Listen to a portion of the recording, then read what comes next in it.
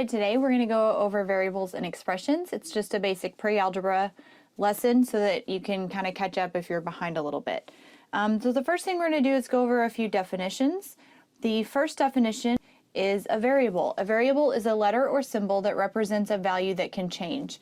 This is typically going to be represented by X, maybe Y, A, B. Really any letter that you see in a math problem is going to be considered a variable because it's going to represent something that can change. Normally that value is given to you if they want you to solve it, or sometimes you'll have to solve for that value. But in this case, like A could sometimes equal 4, A could sometimes equal 7. Depending on the problem you're working, it may not always be the same value, but if there are multiple A's in the same problem, that A is always going to equal the same thing. So we'll get to some of that later when we get to multiple variables in the same problem. The next one is going to be a constant. A constant is a value that does not change. So this is typically going to be your numbers 2, 15, 30, depending on what number we're talking about. 2 always represents 2 of something. So it's never going to be any different. And so that's going to be a constant. The next one is a numerical expression. A numerical expression contains only constants and operations. So that would be 2 plus 4. That's going to be your constants, 2 and 4, and then the plus is your operation, you're adding. Now it does say expression, it doesn't say equation. The difference is an expression is just going to be constants and operations. If it was an equation, it would include an equal sign, so you would have to solve it. An algebraic expression may contain variables, constants, and operations. So it looks a little bit different in the fact that it's going to add a variable. So in this case, we have 2 and 4 are the constants, X is our variable, and the plus is our operation. So the operation can be addition, subtraction, multiply, divide, any of those that we've seen normally. But that's going to be just your basic definitions here to get started. And so let's move on to talking about the different ways that we multiply and divide in math as far as algebra is concerned. And what I'm talking about is you're used to seeing multiplication written with an X in between the number and the letter. Well, now that we're going to involve variables into our problems, this would be very confusing if I have a problem that says 2xx. I'm not sure if that means 2x times something and they haven't finished the problem. It might mean 2 times x. So this is confusing now that we have those variables. We're going to not see this anymore as far as using the x as a multiply sign. So now you're going to start to see more commonly a dot in between either the numbers or the number and the variable. You're also going to see parentheses to separate the two numbers or even to separate the number and the variable.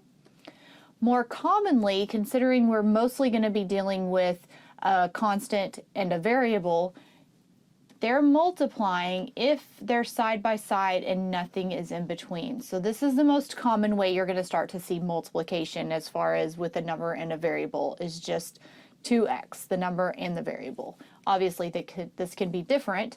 It could be 5y, it could be 10a. It doesn't matter what the variable and constant are. If they're side by side, they're multiplying.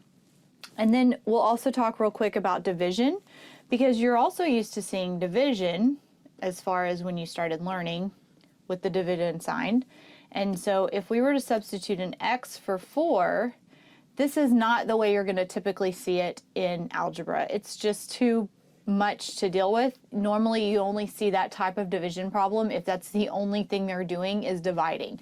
Most problems in algebra are going to be multi-step, so you're not just going to be dividing, and that would just be kind of confusing to write it like that. So now instead you're going to start to see, which you've already seen it written with the division sign. That's going to be more common as far as when we have problems written out. And then you're also going to see it written as a fraction. So x over 2 is going to be your most common way that you're going to see it as far as variables and numbers. Also with numbers, the division written as a fraction is the most common way you're going to see that in algebra. So get used to that. And that way it kind of clears up any confusion as to what the operation is. So let's move on and do a couple of practice problems. And so right now we have some instructions that say evaluate each expression for r equals 8, s equals 4, and t equals 2.